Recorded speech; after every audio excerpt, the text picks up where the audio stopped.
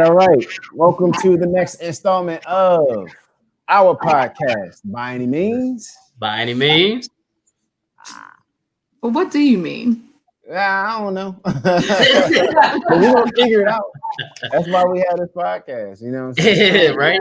All right, let's figure it out then. Let's figure it Let's out. figure it out. Let's figure it out. Look, I'm excited about today, as always. I'm always excited, because we got a really good topic on hand, and I gotta give major kudos to Brigette. Thanks for helping me come up with this title. You know what I'm saying? Because it's something that I hear all the time, and I just don't get it. I don't get it. We're talking about Black-owned businesses. All right. Black-owned businesses. What's the first thing you hear a lot of times when people start talking about Black-owned businesses? See, that's why I don't buy black. You know what I'm saying? That Black people always do this. Black business owners always do that. Yada yada. We got to be mindful of the way we speak to one another and about what we're trying to accomplish. But before I get too deep into it, we got a special guest. I'm sorry. Before we even do that, I forgot to introduce. My name is Kelvin. Derek. And Brigette. Yep. And we are your hosts. All right.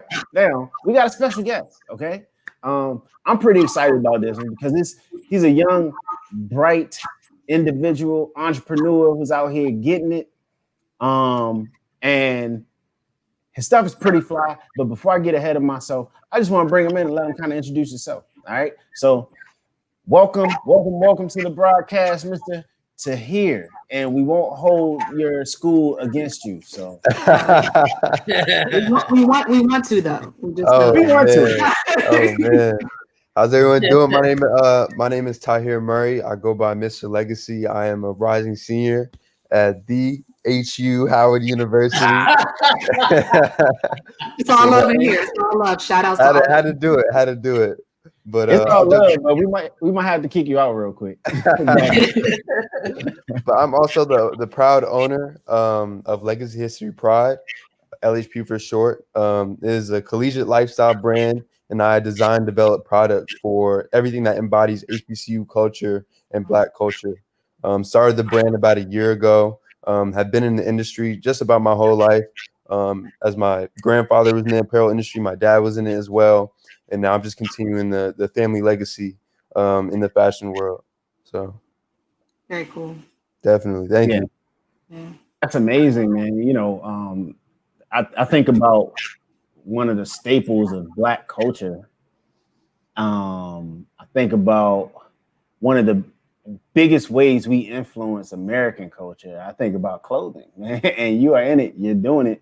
And then, to have HBCUs is kind of like the center of what you're doing. You're kind of highlighting kind of the best of what, Black culture has to offer in this country. So again, salute to you, brother. Thank you. I appreciate it. Thank you. And thank you for having me here too. It's an honor to be here. So not a problem. All right. So the topic of this week is Black-owned business. This is why we don't buy black. And just so we can remind you guys, it's going right there at the bottom of the screen. Okay. So everybody knows what we're talking about. Look, how many times have you heard, this is why I don't go to Black corner stores, or this is why I don't go to Black anything, any type of Black-owned business. See, this is why I don't shop here, because this is that and the third. And see, I'm of the frame of mind that, we have to be a little more cognizant about how we're speaking about one another for several reasons, right?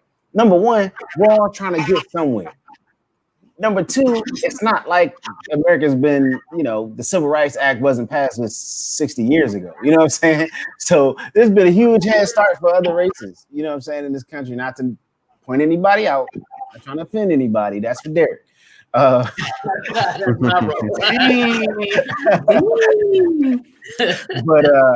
But yeah, so it's like, they've been out here doing it for a long time, and black people are trying to get their stuff together right now, and I don't take kindly to any type of negative talk about somebody trying to improve their life and build generational wealth. So I just wanted to have the conversation and kind of see what everybody thought on this topic. And look, if there's some truth to it, why not point it out? Maybe it'll help somebody. And if it isn't, then we need to make sure we point that out too, and just kind of get people to thinking, being more, like I said, more cognizant about what what they're saying. So with that being said, let's start with our guest to hear. I like to pick on our guests a little bit, man. It's all good. That's why I'm here. How you feel? I mean, look, you own a retail establishment, right? Like it's first of all, do you have brick and mortar or is it online? Strictly online. We're working a little bit into the bookstore business, but that's the closest thing we'll have to like a store, at least right now. Okay. But for the most part, it's all online business. Okay, nothing wrong with going direct to consumer, man. Absolutely.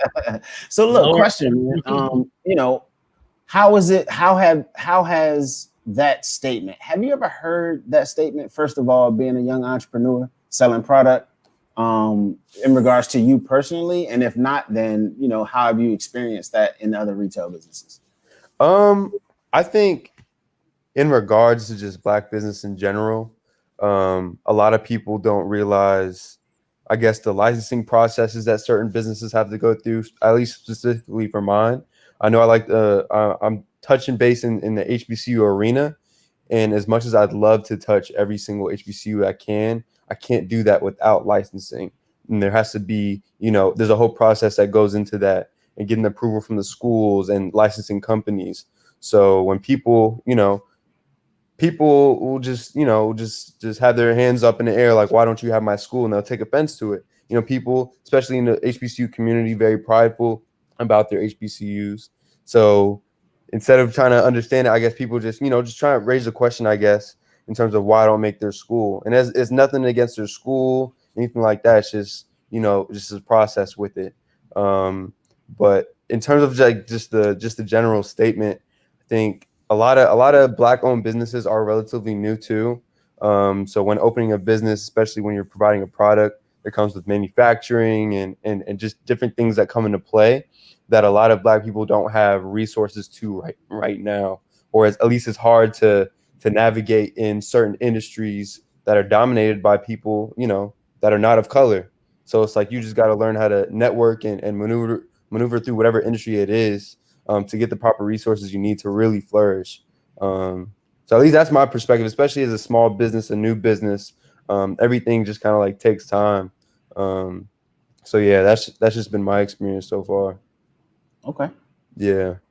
Nice. How about you, Bridget? What I mean, have you run into that situation where you either went into a Black establishment and was like, you see, you know, and you had to kind of catch yourself, or is it more of something that you hear more often? Absolutely. I've said it myself. I can't even lie. I'm gonna tell the truth, shame the devil. I've definitely said it myself. And it's not necessarily something that I'm proud that I said, but I think in the moment, as I was feeling very passionate or frustrated about potentially trying to spend money with a Black business, when I got frustrated or it didn't work out or the quality of service wasn't what I thought, you know, that it should be, I found myself saying that. Now, what I will say is that for me, right, and I think a lot of us can be honest and say that we may have said it at one point in time. I'm just putting myself out there. Y'all put yourself out there. I'm putting myself out there now.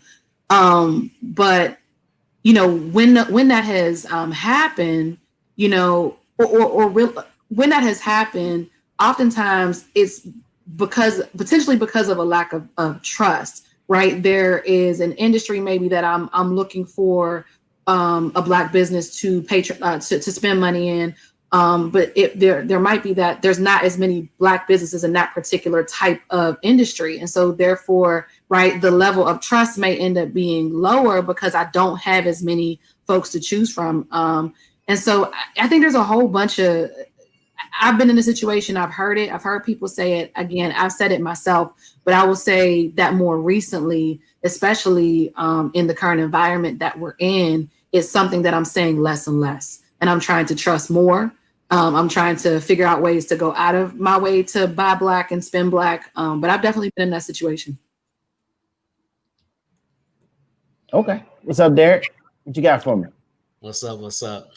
No, you know, again, as I always like to preface my statements, especially at the beginning of our shows, I love the topic. I think this is a good segue from our last topic of how we introduce the subject of ownership and and entrepreneurship in terms of paycheck versus passion. So this is a great segue. And in terms of this, I liken it to this statement. I see, and like oftentimes I see two sides, right? From a consumer's perspective, I think that we need to be cognizant, like you said, Kelvin, about what we speak. So I think we need to speak life, but I think we also need to speak truth. So it's two sides to that, right? Like I work in risk management assurance, or compliance assurance work, right? So when we're going through processes and when we're assessing these processes and also validating through testing, what do we get to at the end? We get to end results, and hopefully we can monitor, but we get there also with lessons learned.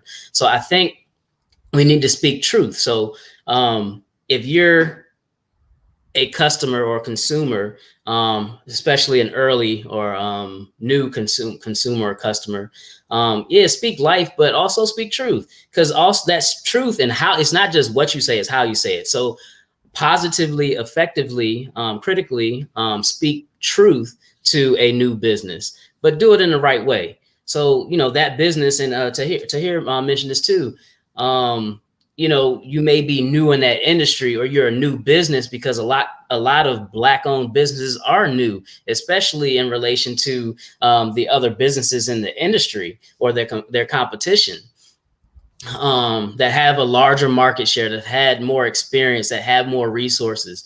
So as consumers, we need to be more informed to understand that, you know, the pros and the cons of the new Black businesses. But I think we also need to just be more cognizant of how we provide, because sometimes, you know, it's funny. We live in an age of the information age and social media. You know, to hear that may be all you know. For us, you know, we saw life before that, right? So you like customers could like how to say this. So a B2C relationship, business to consumer relationship, businesses may not have had such quick access to the response of its consumers before, right? You may have to call somebody, or you might have to put in a newspaper ad or something like that. But it was more difficult. Now today,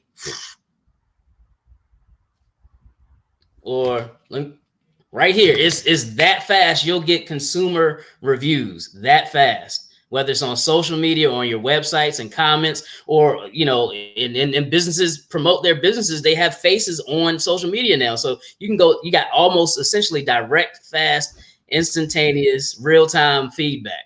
So just be cognizant of how you provide information and feedback.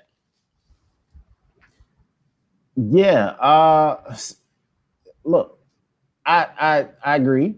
I'm one of those. I come from the school of thought where, you know, don't lie to me at all. You know, tell me the truth. I don't care. The truth hurts sometimes, yes, but I guarantee you I'm going to grow from it. So, you know, when you say speak life, but speak truth as well, what are some of those truths that exist? I mean, let's get into the nitty gritty, man. What are some of those situations that you run into where you just kind of look at the business owner like, come on, now, you know better. You know daggone well you shouldn't be on here promoting your lipstick if your website say you sold out. You know what I'm saying? Like, I don't understand. Like, how are you going to convince me to buy your stuff and then I go and I can't even get it? That makes me not want to like trust anything else that you put out. So like, that's just one example, right? From what I see. What are some of the things that you guys see like from a business owner, and it's like, yeah, I don't know, man. You got to do a little bit better. Come on. I'll speak to like restaurants, Sure. So food service. So there's some Black-owned, really great food, by the way. Some Black-owned restaurants here in the city who have a great model, great food, really interesting things on their menu. You know, they have all the right elements of a great restaurant, right? Whether it's a mom and pop style or something more upscale. I've seen them on both ends here, both Black-owned or in the Black-owned space. And when we go into those establishments, we want to spend our money. We want to be able to go in, have a good time, eat good food, have a good drink, you know, just like we would in any other establishment. And not even often, but I've found in certain situations, that the service is slow, or the management, may not really know how to manage. Like they're still kind of working through the kinks. Again, some of them are maybe newer businesses establishing, but they're not necessarily running tight ships. So what happens is, like, I order my chicken dinner, chicken meal, whatever, with, and chicken's fire, the sauce is fire, the fries are everything is good. Right? Don't say watermelon. Right, but it literally takes me right with the watermelon soda. But no, I'm just joking. But it takes an hour and a half for me to get my chicken wings. Now here's the deal: in certain establishments, right, it might be part of the experience. If you go to this establishment, it's going to take you a while to get your wings, but when I can see the kitchen and there's 12 of y'all back there, but it's still taking me an hour and a half to get my wings, I have a problem with that. Like, I'm hungry. I want your fire chicken. I want your fire sauce. I want my watermelon soda. You know what I'm saying? And I want to be out. And so I have had experiences. I'll just speak to, then there's other ones too, like even in the hair industry, going to get my hair done and it being just super unprofessional. But it's not everywhere. There are places that I can speak to that are very professional. We're not talking about that yet, I guess. But I have been in situations in the food service industry where they have a great model. All the elements are there, but the service aspect, or, the management aspect, or the timing aspect, it's just not. Yeah. I would just say, like, at least for me, like in the fashion industry, like just specifically in the time right now with COVID, like that's delayed the process of being able to ship people gear and get product in at a timely, in a timely manner. And like, I would say sometimes not people want to pair that with it's because you're a Black owned business, but people understand what's going on in the back office, and some of the human made errors that could happen if, that happens whenever we just ship product and stuff like that. So there's definitely like a disconnect, but at the same time, I would say, like, the beautiful thing about being a Black owned business and hearing from, HBCU students, black consumers, is that they're going to be honest, one, and they're also going to hold you accountable for you to tighten up your bolts, if that makes sense. So that's just like been my experience, at least with, just shipping product and getting things to people in a timely fashion. But it just comes with it, people now we battling with Amazon Prime and people ordering it and getting it in 2 hours, 3 hours. So, people just got to understand that, a lot of smaller businesses are understaffed. A lot of Black owned businesses are operated from their home. So people just got to take all different things into account when dealing with small Black owned businesses. Mm-hmm. Yeah. What about you, Dad? Not really? No. I got one. Well, I must say to here, shout out again, because I'm repping some of your gear right now, and you mentioned tradition ever since, so I got that hanging up just in the background. I got that denim with that home by the sea, not Howard, but that home by the sea. So, but no. So the reason I bring that up is because I want to talk about quality and how businesses set their, and this is still to your question, Kelvin. So in terms of those instances or occurrences that we experience with Black owned businesses, right? I want to talk about quality and how an MSRP, manufactured suggested retail price, right? I want to talk about how brands or companies set their price to the market, right? I'm not going to delve into the market research and all that analysis and how people exactly get there, right? But I think that's something that's important to the Black community, because although we may have $1 trillion spending power, right? That we talked about this before from an economic empowerment standpoint. Like, we don't have the most money in this country if we talk domestically, but we do have the largest or larger spending power. And why is that? There's cash, but then there's credit too. So we're not gonna go down the credit side, but there's cash and credit, right? So you got resources to purchase gear, and we know we like to stay fly. We know that. That's I'm not going to say, Mr. Legacy, I'm not going to say that's why you're in the fashion industry, because you want to some dollars from our community, because we like to stay fly. but it's a need. So why not create a business around the need, right? But when it comes to quality and setting price points, that burns with me sometimes, because I like to identify Black businesses, especially from a fashion perspective, right? Whether it's t-shirts or some type of gear. And I like to give funds back to Black-owned businesses. But I'm also looking for quality.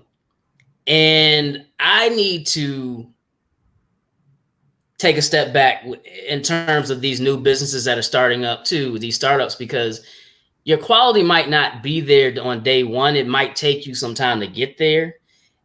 But with the type of style that I'm used to and quality I'm used to, I'm ready for it day one. So maybe there's a balance that needs to be struck between the business and then also the new consumers, the new business and the new consumer, for me to understand. But I also don't want you to promote that your quality is 100% Egyptian cotton when when that's not what I'm getting, right? You know what I mean? And I'm also paying for that. I'm also paying for that. And you're setting that price point there, but it's not worth it. So I don't want to come to that buyer's remorse with my own Black community and Black businesses. But again, I do understand that maybe there's a balance that needs to be struck between both the new business and the new consumer. Yeah, that makes a lot of sense, though, Derek. And I can't say that I disagree with you, right? But of all the things that I hear, I gotta agree with Tahir in the sense that, and I finally got your name right, brother. I gotta agree with Tahir in that people like to. I think people hold people who look like them to a higher standard, right? Not even realizing that the issues that are plaguing us right now are the same as plaguing every other race of business owner out there. You know what I'm saying? For example, with the quality issue, I don't care if it's Nike, right? If Nike sends you a pair of J's and the check mark is this way, you know what I'm saying, instead of this way, you gonna send them back. You know what I'm saying? I'm not gonna be happy with that. So the quality, or if they're supposed to be, a 9.5 and they send you an 11, like, you got a problem with that. You know what I'm saying? Or if the stone is supposed to be green and it's blue, like, you have a problem with it. So if it doesn't meet your expectations from a quality perspective, you're not gonna like it. The difference is, how likely are you to go and tell a bunch of people that you had this bad experience? When it's a large corporation like that, it's least likely. But when it's a Black person, it's this is why I don't buy Black. You know what I'm saying? From the food services perspective, not that I'm disagreeing with you or anything, Bridget, but it's okay, Bridget or Brigette, because last episode, Brigette, that's what he. I'm trying to call people the names their mama gave them. Okay. No, he insists on calling me that, and it's fine. So same thing with food services industry, right? I distinctly remember both Popeyes and KFC running out of chicken before. You know what I'm saying? People were still lined up around the corner, right? And you ran out of chicken. What is the problem here? Like, I don't understand. So yeah, I think, but again, we're more likely. So Popeyes and KFC. Popeyes in particular is different because they had that huge viral campaign, right? But any other like retailer, I mean, look, when my dad passed away, I wanted to feel closer to him, so I started working in the restaurant industry as a bartender, and for a large chain, and they ran out of certain things sometimes, and I thought was just asinine. Like, wow, it doesn't make sense. And still, it's just a matter of how we respond to those situations, and I feel like we got to be a little bit more lenient. Like you said, speak life, but also speak truth. Like, there's a way that you do it. I feel like a requirement for every Black business is to have a daggone what do you call a box when you drop a suggestion box? Yeah. I feel like we all need to have a suggestion box, and we all need to utilize contact us form so we can politely voice our concerns with Black businesses. Because I think about a small Black owned business like a coffee shop. Say it's a Black owned coffee shop, right? What happens if all you can afford to do is hire people at minimum wage, right?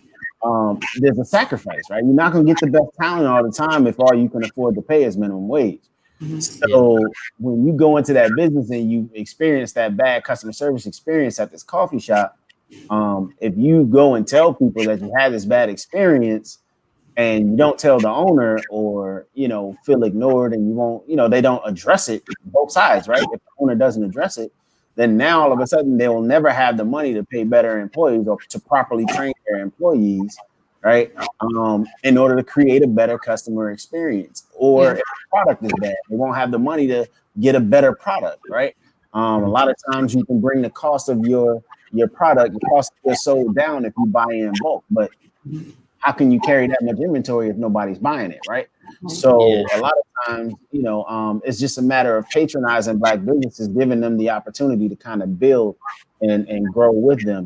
And I think that's the main point and why I wanted to have this conversation today, because it's a lot of slander out there. And again, even from a customer perspective. Now, I'm a Black business owner as well, and I've dealt with customers. And Derek, you mentioned value. You're 1,000% right. I just so happen to think that I'm very good at what I do, right? So I've run into customers who aren't willing to pay what I ask for. Right. But when I compromise and I give them what they paid for, all of a sudden it's a problem and they don't want to pay the rest of the invoice. Right. So we gotta kind of be honest with ourselves. It's not necessarily about the services rendered. If you feel like you can do it, great, but you're also compensating people for their time. You know what I'm saying?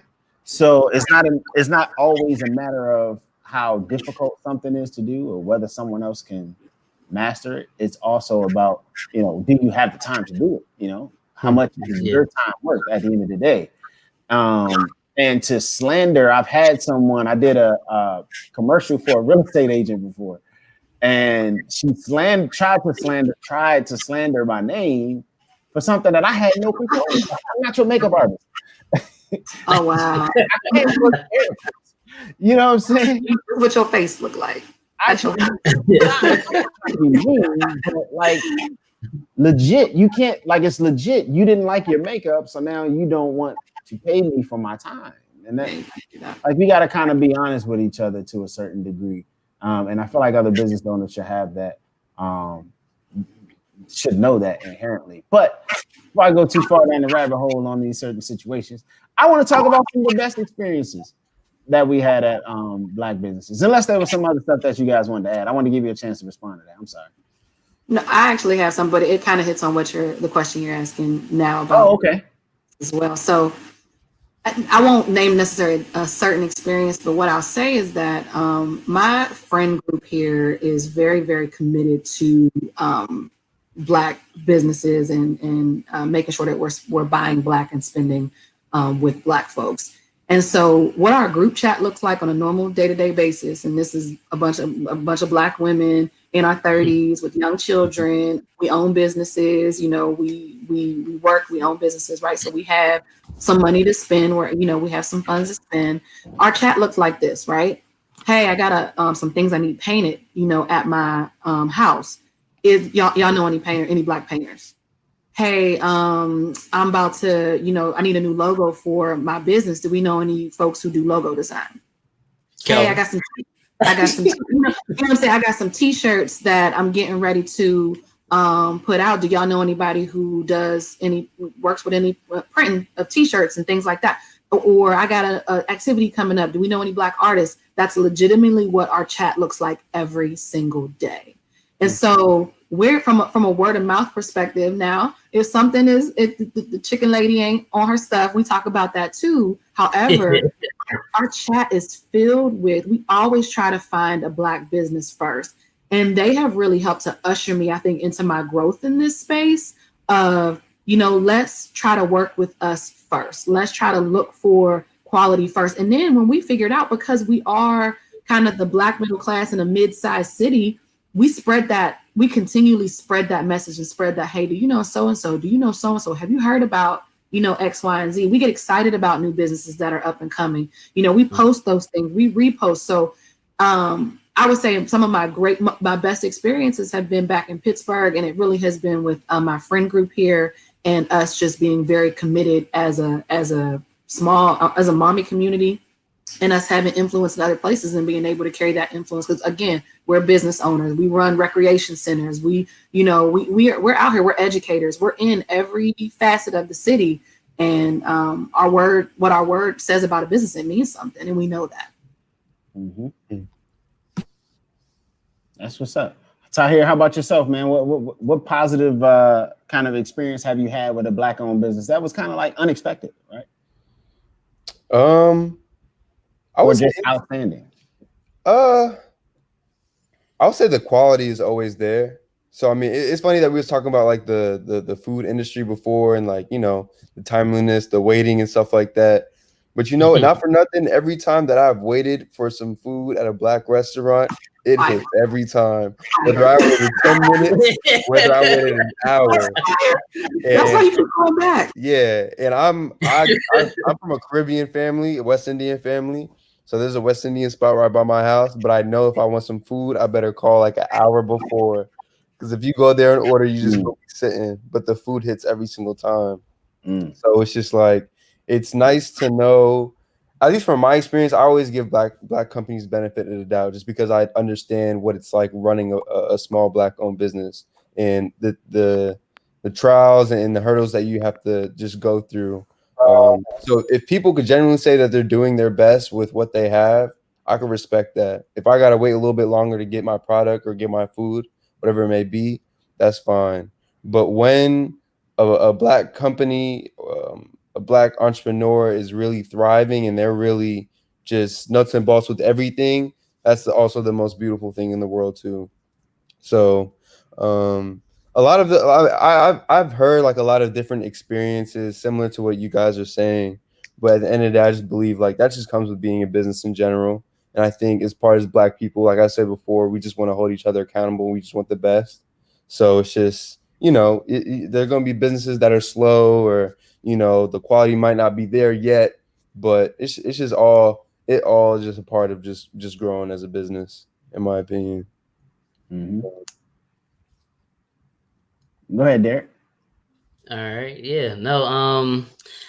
I'll you know, I'm gonna twist it a little bit. I'm gonna shine some positive light on Black businesses, like you said, Kelvin. But I'm also gonna touch on Tahir's point in regards to, and your point too, Kelvin, about business in general, right? So there's business, and then there's these isms that we separated in, right? These categories. We talk about that all the time, Kelvin, in terms of economic empowerment, or economics being at the root or the top of a lot of things, right? Or issues. So in terms of a couple of businesses that I'll say, I'll make some positive note to. I'll get to legacy, history, pride in a second, but first let me get to Brian Alexander, Bespoke. So what I'm so proud of about the Xennial and younger generations, so the millennials and younger generations, is that I do really believe we are standing on the shoulders of giants. And RIP, rest in heaven, to John Lewis, and those that came before us, like him, because those are the type of shoulders that we not lean on, but we stand on. I don't think we would be in the positions that we are today to have this podcast, to have businesses, to be in some of the career fields and the levels that we've reached in those fields without those that came before us. So I just wanted to take a moment to give and pay respects to them, because you know, it really hits home to me, and that's a blessing, because when I think about generations that came before the millennials and the Xennials, you know, this was post civil rights baby boomers, and before, right? those preceding, they didn't have all of the opportunities that we had. And I think we really need to relish and appreciate that, because it's because of them that we are where we are today, that we can actually have these conversations about, how we appreciate or how we do a disservice to our Black businesses. So let me try to to speed up my conversation. I went down the lane, but it really resonated with me. I think I needed to say that. But we're in a place today that we can become more educated. We have choices about going to predominantly white institutions, PWIs, or HBCUs, historically Black colleges and universities. So we can get that post-secondary or higher education necessary to, and we talked about that, is college worth it in 2020, right? So it's all relates. But because we've been afforded the opportunity to learn from our churches, our communities, our families, learn through the primary, secondary, and post-secondary education systems, we are more informed than most. And then we're in the information age, so we get to have the luxury of not just going to a library and read books and magazines and periodicals, but we can also at our fingertips on our laptops, our tablets, our smartphones, look up information. So we're more informed. And that speaks to also how fast we can provide feedback or review too. But that being said, positive. Brian Alexander Bespoke. This is a young man. He's a fellow Newt, and he has really launched off on his Bespoke brand. So haberdashery, fine linens, and he's done so well that he has clients that are in sports and entertainment at the highest levels, and he provides the best quality of product, and he provides it in a timely fashion. He even works with people like you, Kelvin, that are good from a media perspective to have awesome commercials and promos. It's just amazing to see that, because with the standing on shoulders of giants and with the education and with the experience that we've had, the culture that we've gained, it is so beautiful to see a Black business just thrive and do well. It's just amazing to see that. And now let me turn that to LHP, legacy, history, and pride, man. From a tradition ever since on to LHP, man. What I appreciate the most is that you all are transparent. And I don't know if that comes from a family legacy that, and in terms of owning businesses and having that experience, that you understand being connect. And Bridget, you brought this point up, building that trust, that rapport between that B2C relationship. It's important. And that speaks volumes to somebody that has experience in that, because you can leverage that experience and carry it forward, versus somebody like myself. If I want to become a first startup business owner in my family, I don't have that legacy to pass down. But what I can do is do my research. I can go to school, business school, like I did. I can learn from the different environments in corporate America that I've been in. I can pay attention every day on social media, on the television, just to see and learn from those things. But it's something about what you can pass down, that legacy. And Kelvin and I have talked about that. We want to build this economic empowerment for our community, but we also want to build our legacy. We have children. We want to pass down, assets, not liabilities. We don't want to pass down debt. We're trying to break those generational curses and build generational wealth here. So, and your transparency as a business is just, it is critical to me. And it's important because, like, for instance, licensing, like you brought up earlier to here, I forget which brand it was under, whether it was Tradition Ever Since or LHP, but I know they're Hampton University, my beloved home by the sea. We know, Bridget and I were student leaders there. So we know the licensing, and Kelvin was in a lot of organizations like student recruitment team there. So we know the licensing issues, the licensure issues with Hampton University. And I remember, like, one of your first products, as far as like the shorts, the big logo shorts, man, and Hampton. Yep. Yeah. Yep. It was an issue to get that licensing and to produce that product. But y'all pushed through it, and you were also transparent. And what can I appreciate as a consumer or an informed consumer is that, oh, I see this heat coming. I really want it, but I can't get it now. I got to wait for it. Now, why do I have to wait for it? Now, that's the trigger right there. Why do I have to wait? So do I have to do the research to understand why I got to wait, or make assumptions, or can the business tell me? And that's what I mean by transparency. Y'all did that. Y'all afforded that opportunity. So then I can be like, okay, all right, cool. Let me wait. Let me chill, because I know it's coming. So, and besides the quality of the product, but that transparency is just really important. So those are my two snippets, Kelvin. And I guess real quick, I just want to say, I think especially as a small business, where you fall short in certain areas, you want to make up for it in other areas. So like for me, I may fall short in the amount of HBCUs that I have on the site, the amount of product that we have in, because those are things out of my control. But I know one thing is that we're always transparent with customers. We're always going to let you know what's going on in the business in terms of like the rules and regulations of how we operate. And customer service has just been a big thing, part of my family legacy. And that just goes back to my grandfather when he had a sneaker store in New York. Like my dad would tell me stories of how, Nike reps would come before they got the Nike account. Nike reps come to the store, and my grandfather's in the back of the store whipping up West Indian food, feeding customers and stuff like that, because he just loved that community aspect and that family aspect. And he just wanted to provide that environment for East Elmers, for Corona Queens. So like to translate that to now, like my dad always tells me just the importance of just being honest with your customers, just being real with them, always making yourself available if you can. Like I don't really have set work hours. I don't work from 9 to 5. I'm working all day. Like if somebody wants to DM me at 10 o'clock at night, DM me, we could talk, whatever, this product or whatever. Like you hit me up today and was like, do you want to, join this podcast? And I was like, let's do it. Everything doesn't have to be super, super structured, which a lot of, bigger companies have to operate like that, but it's all about being personable. And that's just what I've been taught. So that's just what I like to, shine a light on with, growing this business. Yeah. You sound so wise to me. Like, you sound very wise in your business acumen, I think is the way they say it, right? Like you seem like you have a lot of knowledge that was passed down to you that I think is wonderful.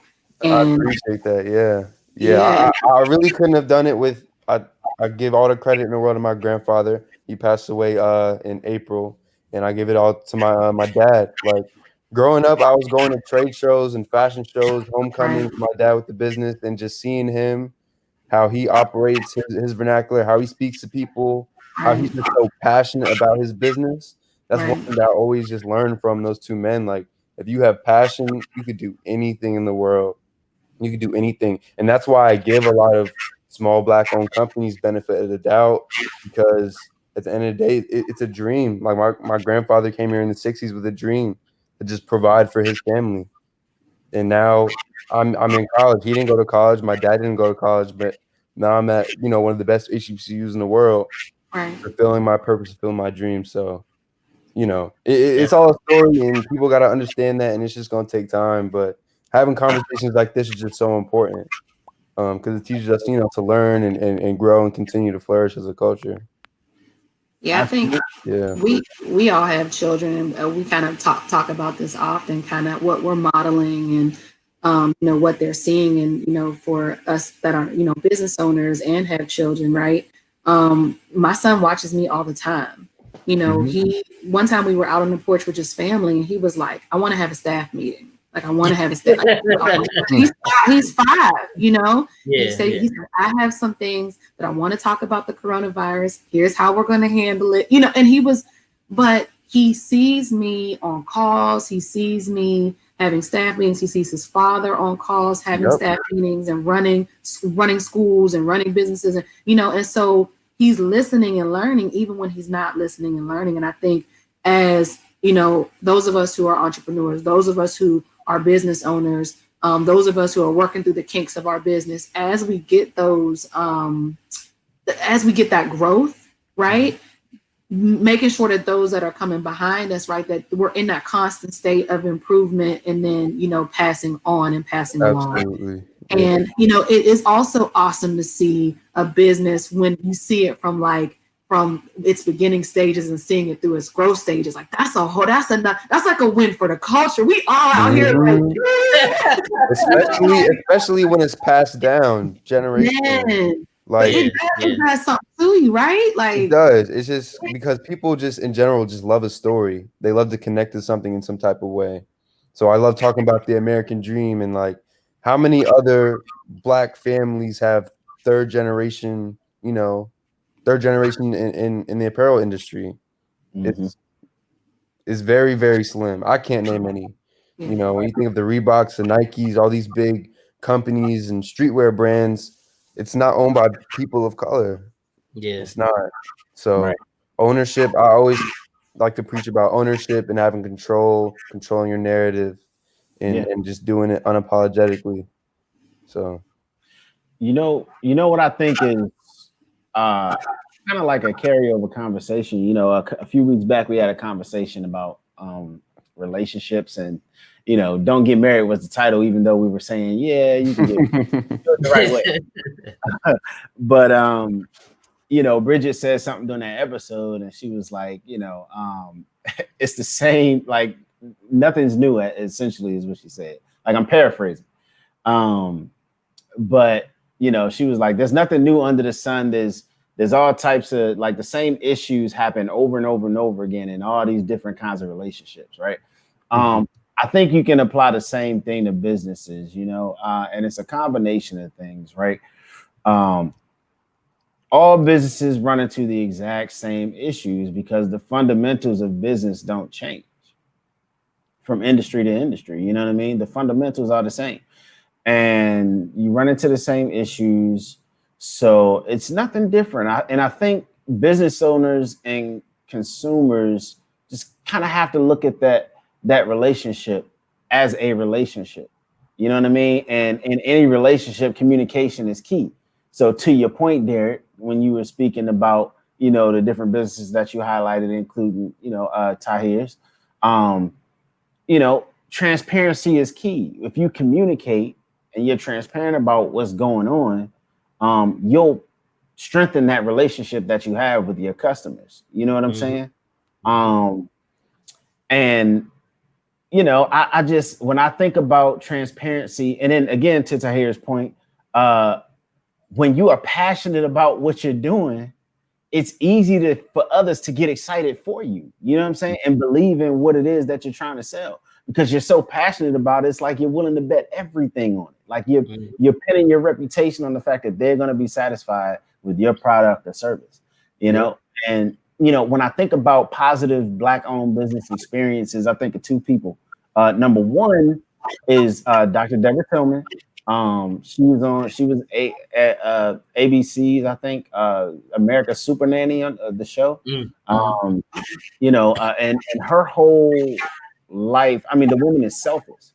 She gives so much to so many people in so many different ways. She even just wrote a book called Game Changers, and it's teaching people how to improve their relationship with their children and actually parent really well. Everything she does is about improving the life of a child, and that includes improving the life of the parents, that they can be a better, parent to their children. So, she's extremely passionate about what she does, and it just engulfs everything that she does. And when I go to her school, I mean, everything is organic. She's like the children meditate. You know what I'm saying? They got like a schedule. They got enrichment activities. And I think it's because she's so passionate and so strict and so detailed that she's been so successful. It's been like 26, 27 years, I think, that she's had her daycares. And, her parents appreciate it. She didn't even close during COVID-19, but she had all types of sanitary strategies in place to keep kids away from, and, the whole, a lot of her customers are first like essential employees, you know what I'm saying? So they had to go to work. So she kind of had to stay open for them. So she implemented all these like safety measures to keep kids clean and safe and everything. I mean, the amount of attention to detail and passion that she puts in her business, I think is outstanding. And I feel like there's a lot of people who can learn from her work ethic and how selfless she is. So that's one. Number two is my good friend. He owns his name is Abusi. So he runs Abs Way Fitness. He's passionate about fitness. I think the first time he told me he was going to be a physical trainer, I laughed because I've never known Abu to be studious. But I'm telling you, he was so passionate about it. He picked up the book, he learned it, passed the test within like 3 or 4 months. Started working at different gyms, and all of a sudden he's winning all kinds of awards. He's got client after client after client, branched off, started his own business, started a family, just kept going, got boot camps going, all this. Like, the dude is so passionate about fitness. He just created, he created a Green Hope smoothie brand with his wife and his his girlfriend, fiance, might as well call his wife. I don't know. He gonna get into that. Speak it into existence. Speak it into existence.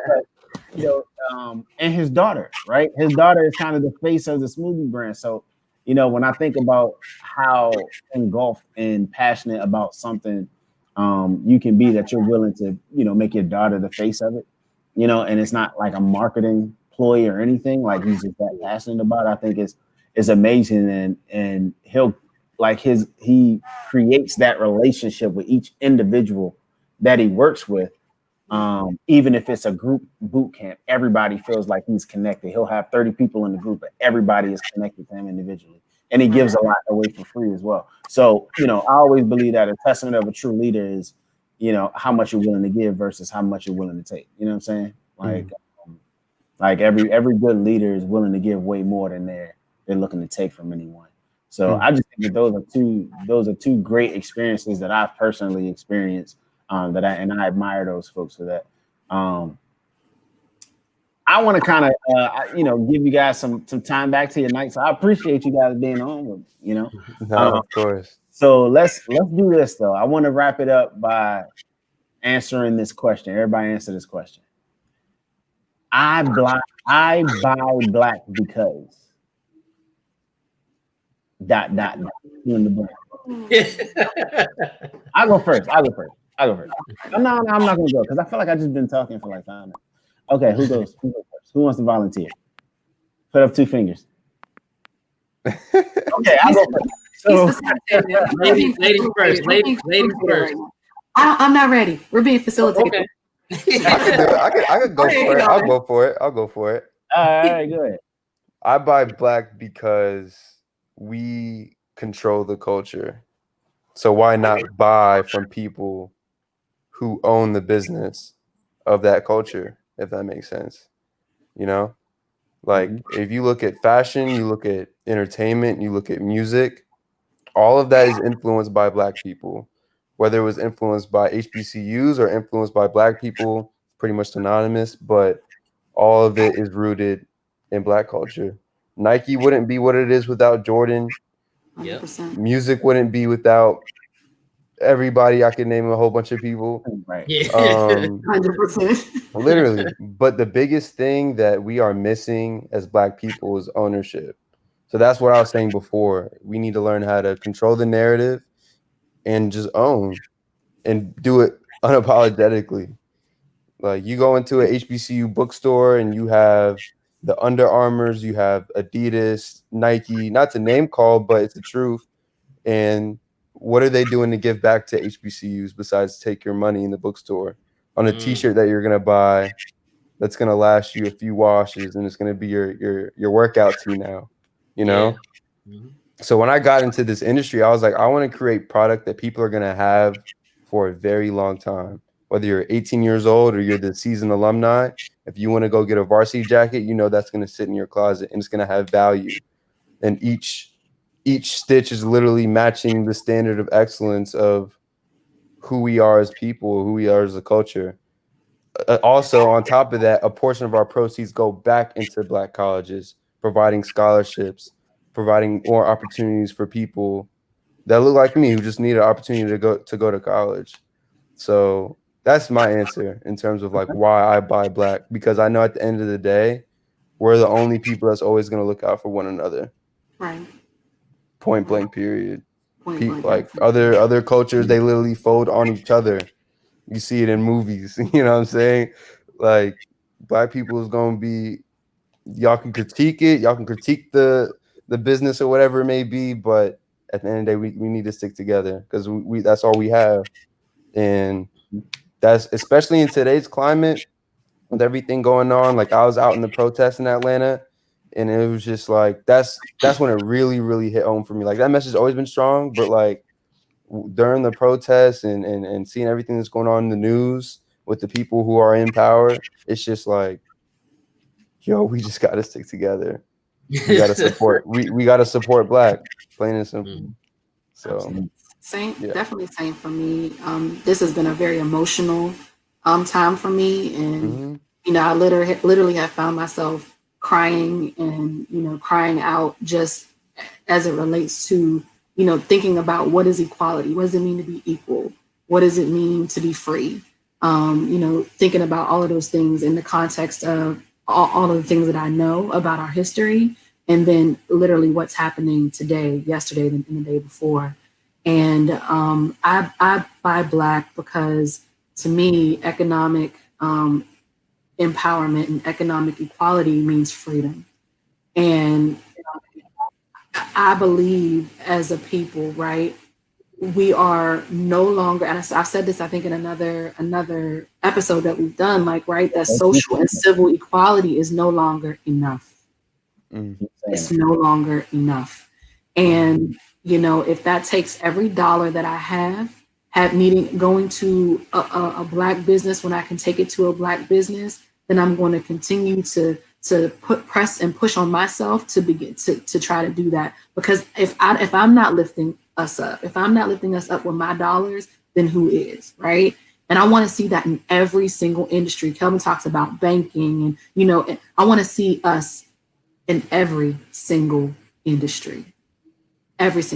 So I buy Black because to me, economic empowerment and equality and advancement means freedom. Yeah. Thank you. Mean, I think we should just click end on the live show right now. No, excellently said from both of you. Just to piggyback and be quick, we need our own, and we've said that before. We need to be the change that we want to see in the world. So that's why I buy Black. I know that we have not built our own economic empowerment structure, and I think we need to. So the only way I see us doing that is through ownership. We need to build that structure or that infrastructure so that we can own and we can circle our dollars in our own community. So that's why I give back. And to piggyback off of Tahir, we are the culture.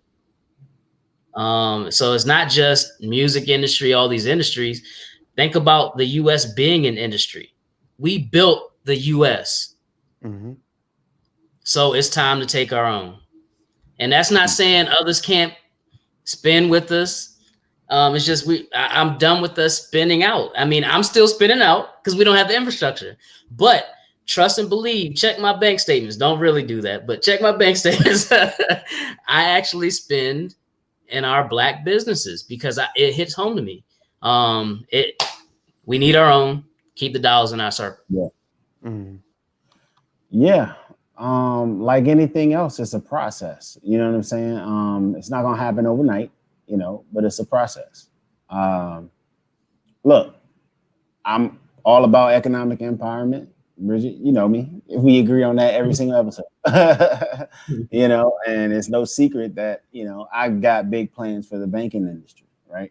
But listen, this is why I buy Black. I buy Black because I love you. I buy Black because I'm not perfect and I don't expect you to be. I buy Black because I want to see you win. I buy Black because we got enough crabs in the barrel, right? Right? We got enough. I want to see you win.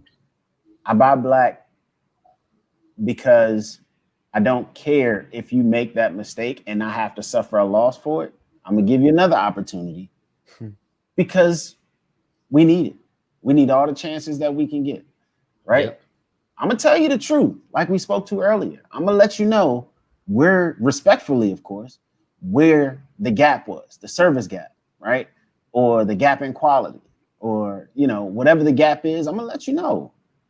However, I'm gonna give you another chance, right? Because I love you. And I need us to win, period. And I'm willing to do whatever it takes to make that happen, even if it risks my own health and safety with my plans. And I'm not expecting you to do the same, but it doesn't matter. At the end of the day, I want to see you win. Therefore, I will buy black. But it's a process, like Derek said. Sometimes you got to spend elsewhere. It's gonna be hard for me to shake my Starbucks habit. But as soon as I find a black-owned coffee brand with K cups, I'm buying them. And I don't know if Peach Coffee is black, so for now I gotta stick to Starbucks. So I digress.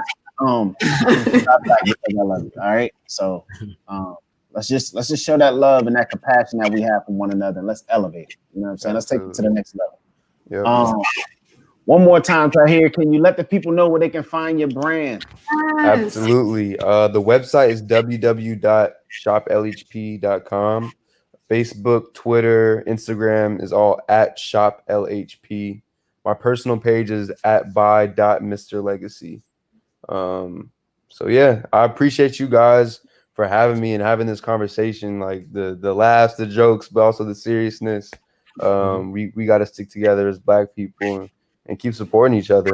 We gonna win regardless, but the more that we could stick together, we could, it just really creates some magic. So absolutely, for sure. Thank you so much. So wise. Thank you, man. It's apparent, man. You got a lot of wisdom in you. You got a lot of good, a lot of that good melanin in you. You know what I'm saying? That's passed down from generation to generation. Generational is also that Howard education. Here we go. Come on, man. How to get it in? How to get it in? Cut it. Give him a history. Take a mile. But listen, thanks, guys. We appreciate you for watching. As always, this is another installment of By Any Means. Thanks for checking us out. Until next time. Peace. Alrighty.